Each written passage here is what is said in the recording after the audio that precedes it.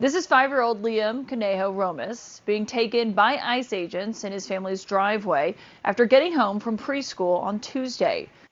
Shouldn't they cover the child's face?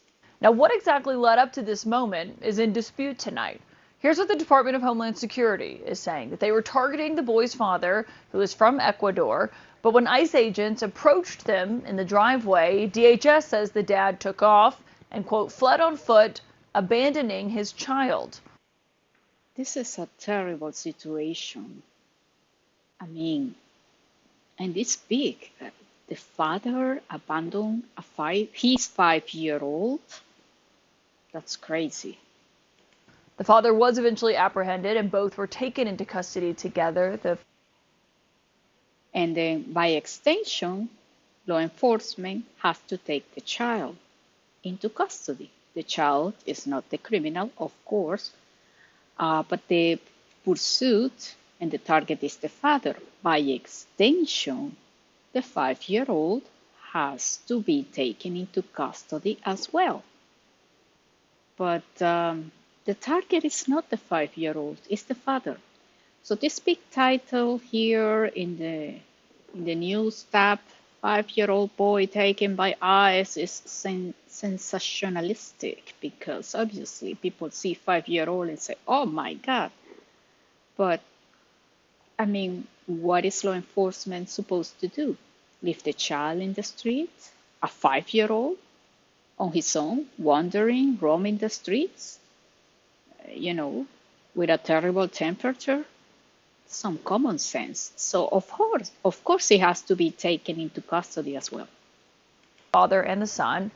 The school district released a video of that moment showing the chaotic scene that many people in Minneapolis say has become all too familiar since those 3,000 federal immigration agents have arrived in their city.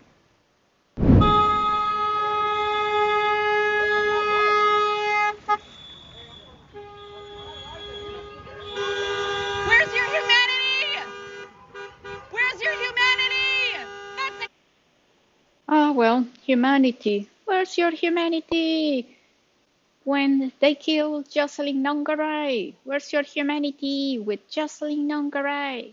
She was a child too. Kid! That is a child! It's a story that even the vice president acknowledged today sounded terrible when he first heard it. But while he was in Minneapolis on the ground today, J.D. Vance argued that after learning more about what happened in the video that you saw, he says the child's detention was justified.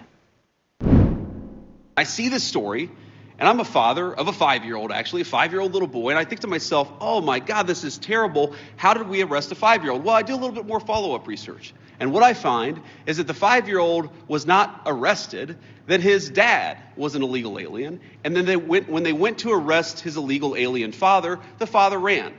So the story is that ICE detained a 5-year-old. Well, what are they supposed to do? Are they supposed to let a 5-year-old child freeze to death? Are they not supposed to arrest an illegal alien in the United States? Exactly. It's just common sense. Was I supposed to leave the child right there in the street? That's not what law enforcement does. It doesn't matter if it's police, ICE, FBI, or whatever.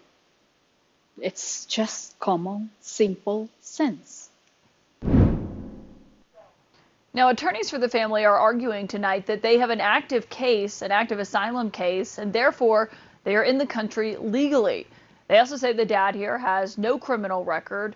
And what we do know also from school district officials, as we're still trying to learn more about this, is that Liam is one of 4 of their students who have been detained by ICE in the last few weeks. 2 things here. On one side, the father says that has not committed any crime and is in the country legally. If you have not committed any crime, and most importantly, in this type of situations with ICE, which is crucial, you have the way to prove that you are legal in the country. You have papers Why the hell did you run away? Why don't you show the papers, your proof, to law enforcement? And on top of this, not only not showing what he supposedly has, that is, proof that he is legal in the country, number one, very important. Number two, he's innocent, right? But then he runs away. And the worst part of all is that he abandons his 5-year-old. So there's something really wrong in Denmark. The school board chair who witnessed Liam's detention today rejected how the vice president justified. Oh, and the other thing here that I was going to comment is that she mentioned that the situation, the school is alarmed because the situation has happened and they have seen in a week that 3 other students have gone through the same. It is very unfortunate, first of all, very, very unfortunate that children, are caught in this type of situations. Very unfortunate, and no one wants that. But of course, they are going to be taken into custody too, exactly like this little beautiful child here, this 5-year-old, who, by the way, they shouldn't be putting his face on national TV. This is disgusting. This is disgusting. CNN is not protecting this child. It should not be exposed like that on national TV. But coming back to the other aspect of this, of course, if they are pursuing the parents of the other children, and the children happen to be with those parents, of course, they are going to be taken into custody as well. They are going to be detained as well. Of course, they are not the target of the pursuit. They are not what the police or the law enforcement agency is after. That's very clear. But their parents are the target. So by extension, by logic, by procedure, by common sense, and by law, because they cannot leave a 5-year-old, a 10-year-old, a child, just like that, unattended, roaming the street, and children should be with their parents, they have to take the children into custody as well. They have to detain them as well. So it's by extension, by logical sense, by practical sense. So this is presented like, a monstrosity. It's very unfortunate. Of course it is. It's very, very unfortunate. But do these children are the ones to blame for what their parents do, the type of decisions that their parents have made in their lives, and the type of actions that their parents commit? Every action has a consequence. Every decision has a consequence. When you make the decision and then you don't think on other people and the extent of your decision and how it affects other people's lives, it's bad. Because regardless that the father here is innocent or guilty, whatever, which let's assume he's innocent, like he says, and he's legal in the country. What on earth makes you to run away and abandon your 5-year-old child? See, this doesn't match up. This doesn't add up. There's something rotten in Denmark. What happened? I heard, "What are you doing? Don't take the child." His mom, like, there are people here that can take him. There was Okay, so she talks about, she was going to say the mother, but then immediately changed the course of her speech and then said, there are people here that, okay, in a situation like this, number one, and this is not because it's ICE, that will be police, FBI, whatever. They will take the child into custody. They will take care of that child because they have to secure that child. It's their responsibility at that moment. They have to do it. They cannot leave the child abandoned in the street. So any child, when the parent is detained, any child with that person is going to go with law enforcement. This is not rocket science. This is not new. This has been done like that for decades and decades and decades. So it's not new. So, I mean, all these people are acting as this is something out of the ordinary. No, this is ordinary procedure. And then ICE or police or whatever, they are law enforcement. Law enforcement. It's very unfortunate that a child, of course, has to go through a situation like this. But again, it has to do with the decisions made by their parents. So it's really, I would like CNN to explain, and all these people, if this man is legally in the country and is innocent, why would he run away? But it's not only that he ran away. He, as a father, in a situation like this, abandoned his 5-year-old and run away. And there is more. Watch. Another adult who lived in the home that was there saying, "I will take the child. I will take the child." Okay, law enforcement will not give the child to anybody just like that. No. Number one, first and foremost, ideally, the children will be with the parents. Period. But to place that child with another adult, law enforcement first has to make sure that the child is going to be safe. And they have to make sure that the person that they are going to give that child to has legal right to get that child, to have that child. Because that child can be harmed in the process, abused. I mean, ICE or police or whoever cannot be that irresponsible in just placing the child on anyone's hands. So like this lady here is saying, there are people that, what people? That I want to take the child, I take the child. No, it's not, it doesn't work like that. And they know it, but they don't say it.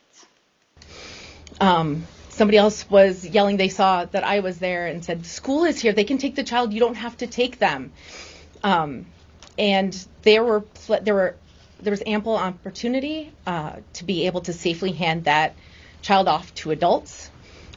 But that is not how the procedure works. Law enforcement cannot just deliver the child to anyone. It doesn't work like that. And she knows that, but she doesn't say it. And mom was there. She saw out the window and dad was yelling, "Please do not open the door. Don't open the door."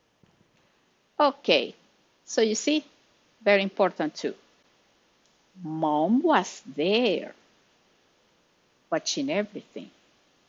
And the father, who is legally in the country and who is innocent, and who ran away and abandoned the 5-year-old, his 5-year-old, his own child, was yelling at her, don't open the door, don't open the door, don't open the door. Therefore, the mother abandoned the 5-year-old, her 5-year-old child too.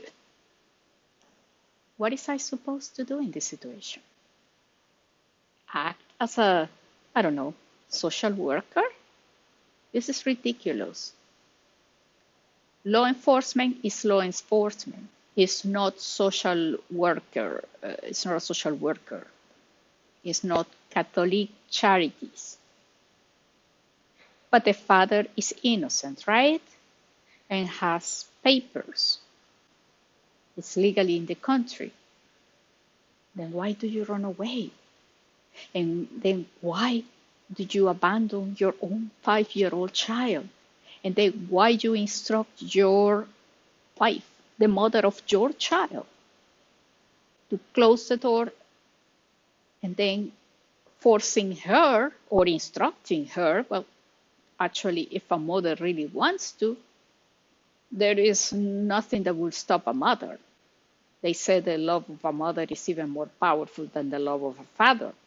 So, there are mothers in the world who have seen, there are cases documented that they have seen their son or daughter under a car in an accident, and they get that divine power and they lift that car.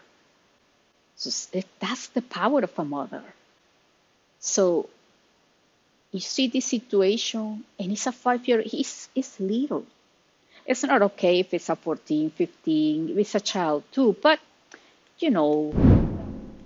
they can fend for themselves up to a certain extent, right? But a 5-year-old can't. So the mother followed the instructions and abandoned the child. It is abandoning the child too, the 5-year-old. She's not saying, no, this is my child and no one is taking my child away from me. But watch. We know Liam and his father are being held at an ICE facility in Texas this evening. And this comes as the Justice Department also announced today that they have arrested the 3 people who interrupted a church service in St. Paul on Sunday. They were there protesting a pastor who appears to be a top ICE official in the Twin Cities. And the Department of Homeland Security shared the images of all the protesters who were arrested. Well, this is another news, and it's crazy.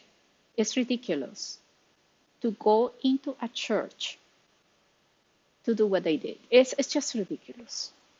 And then the White House account, though, shared one that stood out. That's because it's a fake version of one of those photos. You can look at them side by side here.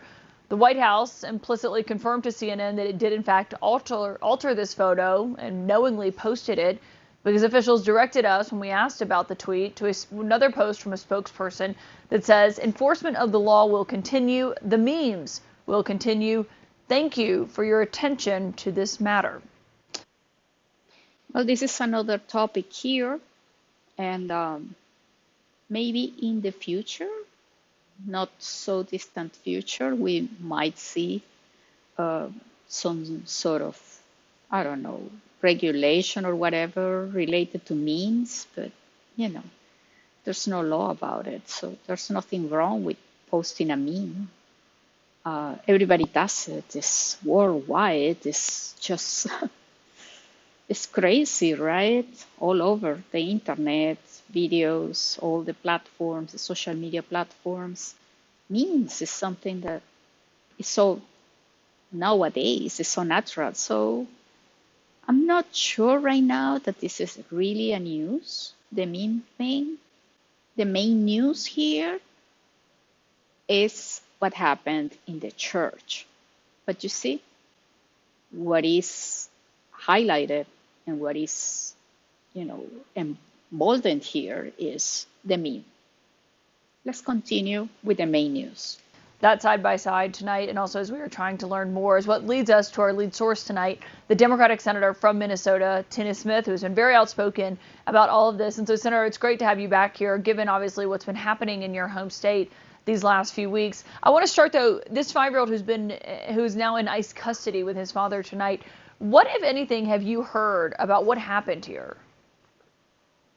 Well, I spoke with the attorney for this family first thing this morning, and of course what they've said is what the eyewitnesses there at the scene said, which is that there were adults there that were prepared to take this child. It's also really important to understand that this father, the man, is not illegal. He is actively seeking asylum in this country. He is here legally. Okay. Have you noticed the words she has used here? He is actively seeking asylum. Actively seeking asylum. Asylum. Let that sink in. That is not a status. As an immigrant myself, I know that either you have a case that is pending, and when a case is pending, if you did everything correctly, of course, then you have a letter that says that you are allowed to be in the country. Therefore, you are legal while the case, while they are waiting for a decision. It's only two possibilities. Either the case is pending or the case was denied, in which case you are no longer legal. So that phrase is not a classification in any of the literature of immigration. There's no such thing that is not an status as actively seeking asylum. It seems to me that this might be very similar to Abrego Garcia, that case, where you don't qualify because you must fit certain criteria. You don't qualify. Therefore, the case is denied, and then you have to leave the country. Especially if you are into deportation list or you have something that is not right with the law, then things get complicated. But this is the thing: the decisions that you make will affect and involve other people, like this 5-year-old here, innocent people. So decisions that you make will affect other people. And this is the part that no one is talking about. This is the part that no one is talking about.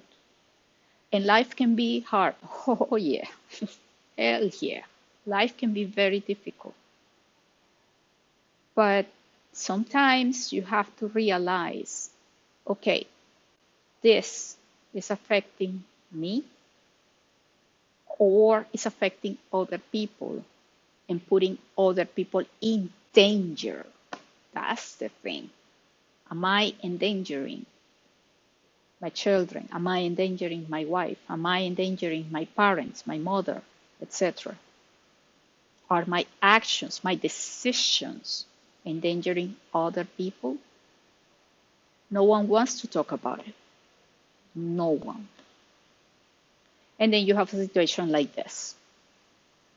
So, if you are innocent and you have the paper that proves it, what on earth makes you run away and abandon your 5-year-old child, and on top of that, instruct the mother of your 5-year-old child to do not open the door, and therefore she also abandons the child? Now, this lady here is an elected representative, the congresswoman. She should know better. You have access to information inside the government, and you can find out specific information about the status of this person, the legal status of this person. If that is true, you have a way to rebuke not to rebuke, but to present the truth, to present facts, and not just hearsay, and not what the community says. And then you will be taken seriously by everybody. Why? Because you are an elected representative. You have a responsibility. You have ethics when you go on national TV and you talk about this case based on the facts, but the legal facts, not what the community says, not the emotional drama, the facts. And you are presenting the facts. CNN is presenting the information as a fact. I want to say that this person is legal. This person is legal in the country. This person hasn't done anything. Show it. Show it. And then we will have ICE accountable. We have yet another example of somebody who is here in the United States legally being detained and being shipped off to Texas, this time with his 5-year-old child. And they don't do things like that, just like that. No, there has to be something, there's something really going on here. They don't do that with a 5-year-old and then a person that is legal in the country, an immigrant that's legal in the country and has the paper to show it, is going to be detained, and then is going to be transferred from one point of the country to another point in the country. It's not that reckless like they presenting the information here. It doesn't happen like that. It's not like that. If they take you, they have good reason to do it. It's not just like that. I was so struck by what the superintendent of the Columbia Heights School District, who has watched 4 of her students just in the last weeks, children, be detained. And she said, we have whistles and they have guns. See? This is the emotional manipulation here. Don't get me wrong. The situation is bad. Yes, it's not ideal. Of course not. But this is emotional manipulation from an elected representative who should present facts, legal facts, and say, and I will take her very seriously, if she goes there on national TV and says, this person is legal because he has such and such paper that allows the decision or letter or whatever from the immigration office dated this date or that date. You don't have to give the numbers of the case. Therefore, this person is legal. Procedure was violated by ICE, section blah, blah, blah, code blah, blah, blah, right? And then it's a huge thing because that's hell of a lawsuit against ICE, federal agents. But that's not what she is presenting as an officially elected representative. She's not just any person from the community.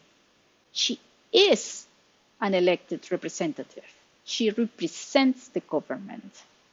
So you come here with emotional discourse, with emotional manipulation. Oh, we have whistles, they have guns. What the heck? And she knows how the process works. She knows that ICE have to take the child into custody. She knows that. And she very well knows if ICE broke the law, she knows exactly what codes, what number of the law they broke. You should be saying, especially if you are from the other party. And the heartbreaking message there that these aggressive and sometimes violent ICE agencies are just more emotionally manipulative discourse, just emotional manipulation. Give me the facts.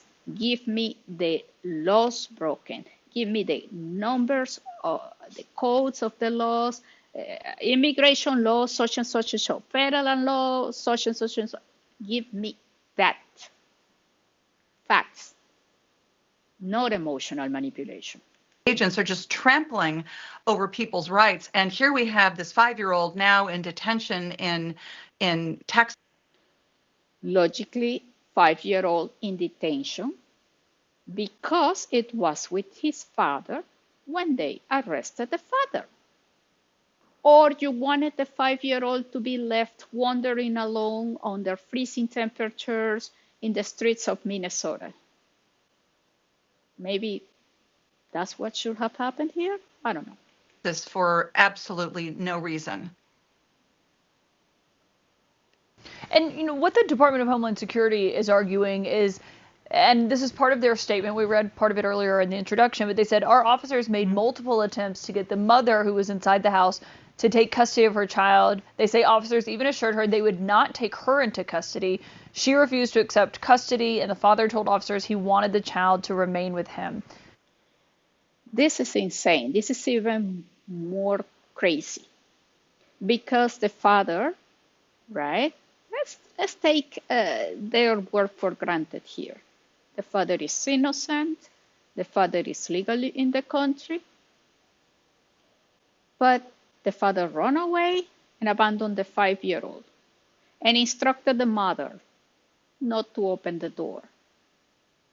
The mother, I don't understand this, but it's a 5-year-old. It's very, very fragile. It's a baby. The mother didn't protect her 5-year-old. The mother just abandoned the child too. And then officers told her, we are not taking you into custody. Here is your child. Still, she refused to take her own child, a 5-year-old. And then after that, the father told the officers he wanted the child to remain with him. And now you want your child to be with you into the detention center? You want to put your 5-year-old through that? Number one, you run away. Number two, you told the mother, close the door. She obeyed you and abandoned the child. And now you want to have the child with you, that little child in the detention center with you? I mean, what is the rationale here that works best in the interest of your own child, your 5-year-old? This father seems very erratic to me with his decision making. It's a disaster, his decision making process. And no one talks about it. Do you trust the version of what happened that is coming from the Department of Homeland Security tonight? It's very hard to trust anything they say when they are routinely breaking the law. And this is insane. This federal agency has been doing the same thing for decades. Decades and decades and decades. Under Bush Sr., under Bush Father, Jr., Sr., Clinton, Obama. Never a problem. Never a problem. This is not a new procedure. that Trump invented yesterday. No. It's the same thing. They arrest and detain people that they are looking for. And through decades, of course, they have been taking thousands of children because it's logical.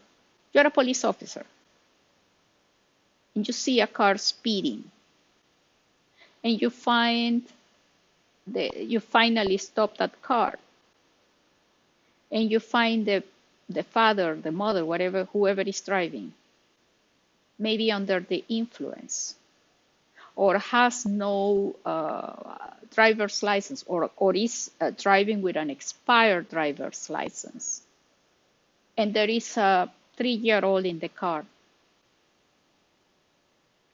and you are the police, aren't you going to take the child as well? Obviously, you're taking the father. So this is not rocket science here. This is not new. This has been going on forever. That's the procedure. That's how it's done.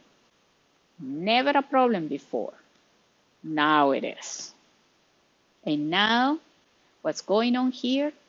Americans don't see it because you don't have experience. But this is the thing. When the credibility is wiped off, which is what's been going on here for some time now, erasing the credibility of law enforcement, law and order, and regardless, yes, there can be instances where those agencies or someone working under law enforcement can make a mistake. Of course, it can happen, of course. But when you demonize law enforcement like that in a whole country, you change the perception of all the entire population or a big part of the population. You change the perception, and they no longer see that agency and that structure to protect, and they don't see it necessary, which is necessary, you like it or not, but it's necessary because I want to see you. If someone breaks into your home and you have no police at all to call, there's no police, no enforcement there, imagine. Oh, then you will know the value of police. You will know. And this is how it is. And this is the status quo in third world countries. This is how it is. Americans don't know that. And you don't know what you have until you lose it. And once that the collective, the population, changes their perception about their own institutions, despite that the institutions might not be perfect, that's debatable. But when they change their perception and see those institutions as the enemy, what this lady is doing as an elected representative is extremely dangerous and damaging to the country.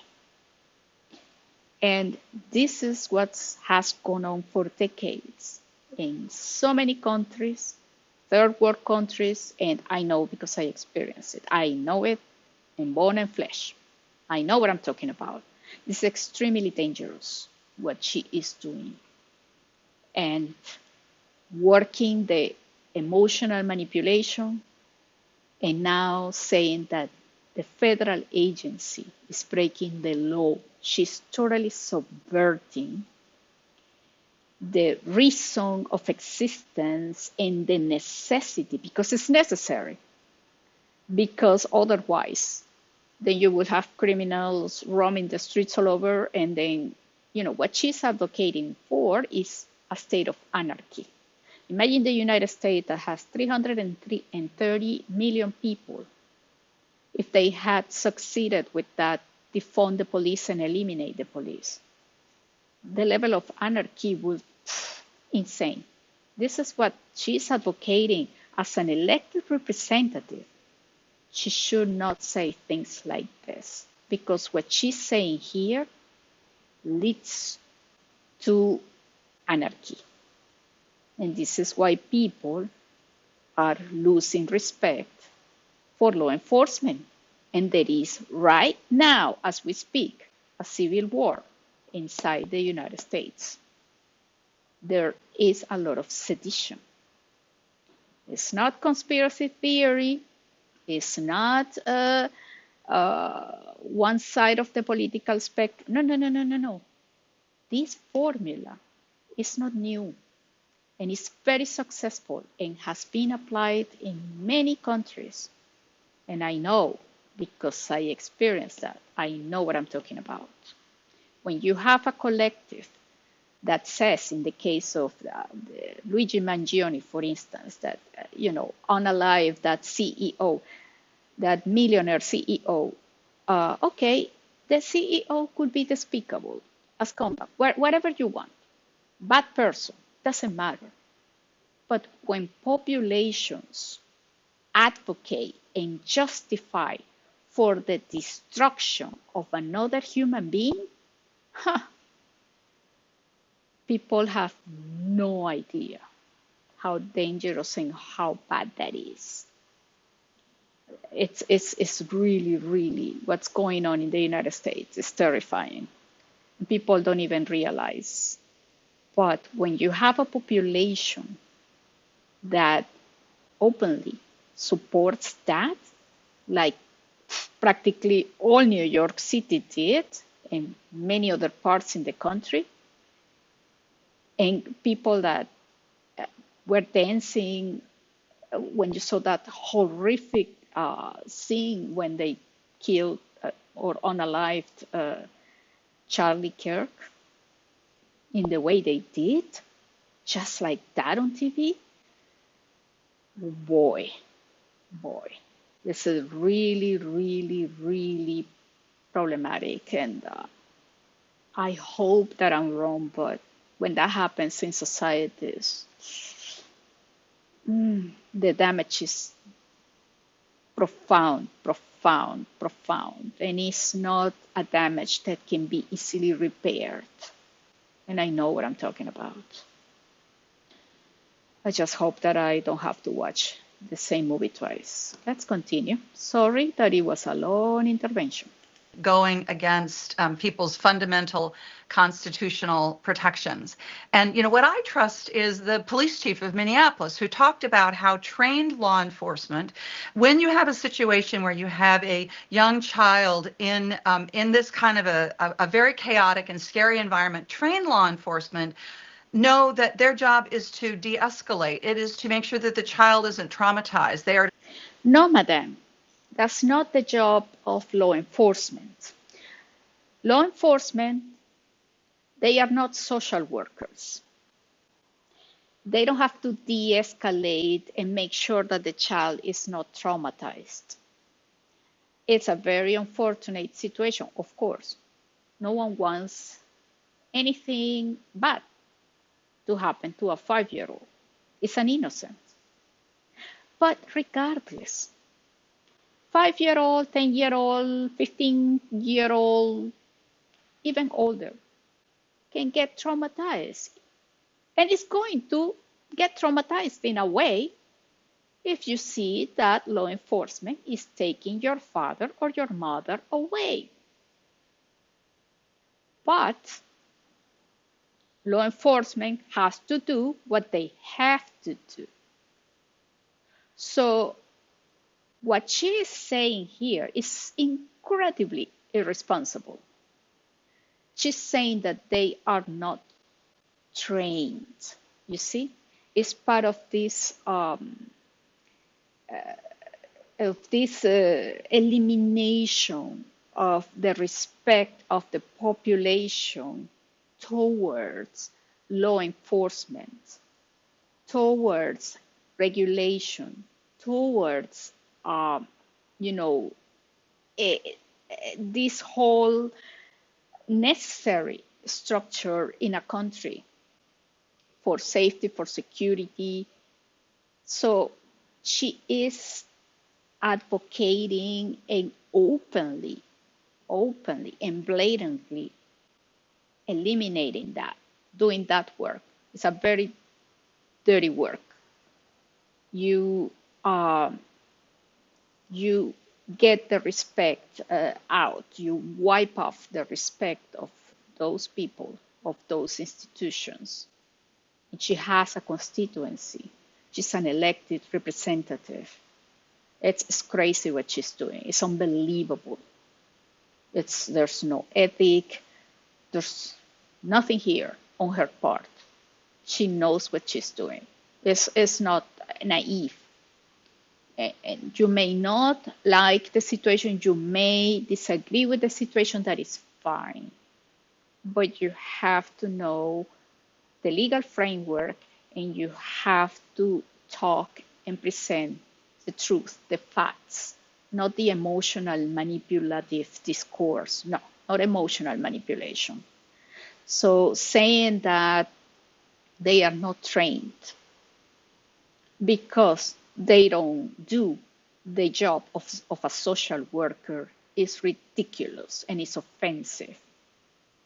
It's offensive for everybody, including people that are against what's going on right now or whatever is happening at the level of the government. For every single citizen, it's offensive because you are subvertently, in a subversive way, I should say, in a subversive way, presenting or advocating for a different type of society. One society where anarchy is the status quo, where anarchy is the normal, where anarchy is what is right.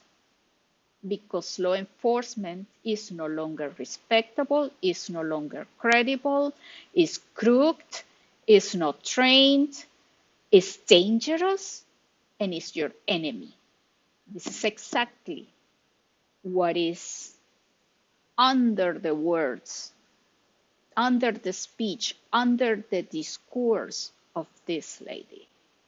Very dangerous, very bad, very sad, because she is an elected representative of the people of the United States. Figure out how to make sure that the child is in a safe place, and yet these federal agents do nothing like that. And as a result, I mean, who knows what kind of disaster this is going to mean for this family. And again, reinforcing this father was in the United States legally. There was no reason to detain him or to send him hundreds of miles away from his home at all. Freaking prove it. Prove it. Prove it. So explain how it's possible that a father and a mother as well abandon a 5-year-old in the hands of monstrous and horrible eyes. How is that possible? A 5-year-old. But then again, no one talks about the responsibility in the decision-making process of the parents. Where is the responsibility of the parents as adults who make the decisions? Life is about decisions, and everything that you decide, everything that you do has a consequence. I'm not saying that he's guilty or innocent, but his actions and the mother's actions have consequences. What? No one talks about it? They are not adults as well?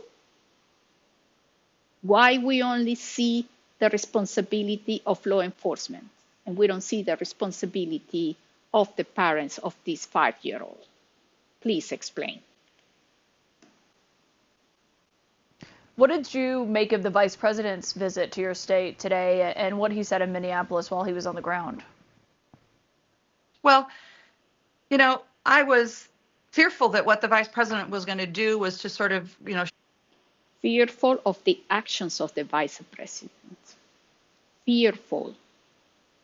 Not a random word, very convenient word. show up and have a press availability and not actually try to get to work to de-escalate this situation and to try to find a solution and de-escalate the situation, because the situation, pay attention, the situation is only being escalated on one side, the law enforcement side.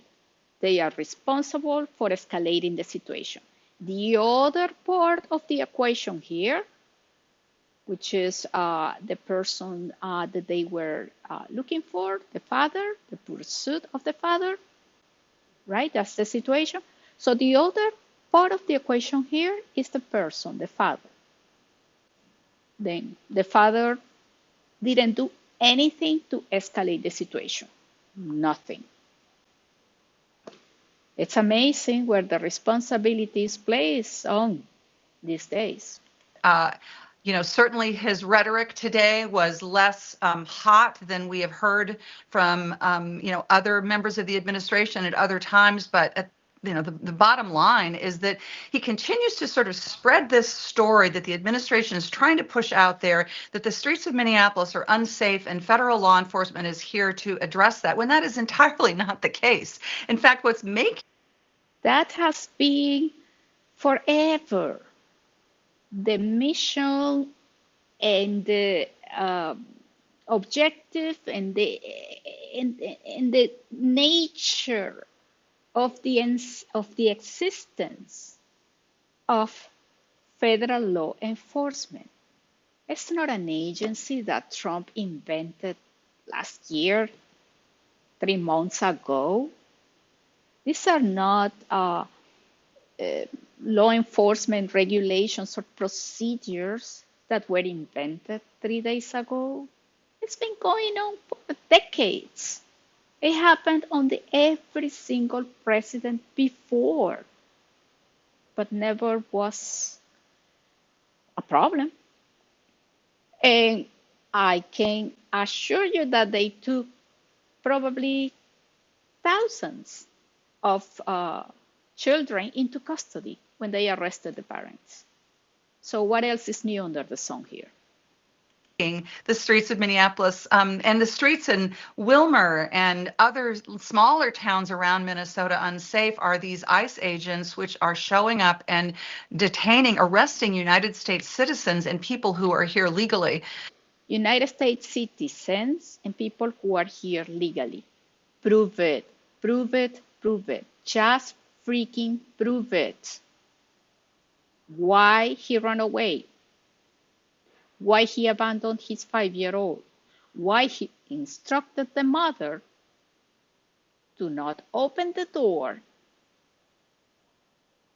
and she just abandoned the 5-year-old as well? Come on, man. It's a 5-year-old. A 5-year-old shouldn't be with his mother? And then later he said that he wants the child with him. So on top of that, what about the mother? Why didn't you leave the child with the mother? The child should be with the mother. And then, who are we blaming? Federal enforcement. Why?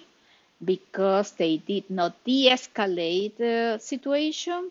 They did not act as social workers and prevent the traumatization of an innocent 5-year-old whose father made the decision of running away from law enforcement, abandoning this little boy, which is not understandable at all because the father has legal papers to be in the country and is innocent. Then, does the father have mental problems? Maybe, because I don't see any other explanation here for that erratic behavior. So I wish that the vice president and other members of the administration would actually get serious about talking about how to reduce the pressure in my state by reducing the number of agents that are out there creating all of this chaos. And that would be a step in the right direction, and something that people that I talked to today would be like so grateful to see happen. Of course, because all the population there has already been brainwashed. And now it's a war against federal enforcement. It's a war. So that's the enemy, and they want these people out. They don't want these people doing the job that they have been doing for I don't know how many decades. It's the new normal, I guess. Senator Tina Smith, as always, I'm grateful for you for joining. Thank you for being here. And thank you very much, whoever listened to this video and these long commentaries. I speak slow. This is a new channel. And if you listen to this and had the opportunity to hear everything that I said, then you are lucky, because YouTube is not promoting my content. It's funny that I just posted 2 videos, and then after I got 1 subscriber, the first subscriber, the videos have zero views. It's like they were put on a on a playlist that says, "Do not promote this video. Put some stop here." So I hope that my subscriber, my first subscriber, is the CEO of YouTube. And maybe she didn't like my video. She or he didn't like my video. I don't know, but it's weird. It is weird. So in any case, thank you very much for your patience, for trusting this video, and well, I hope that you are blessed, always blessed. Thank you very much. Bye-bye.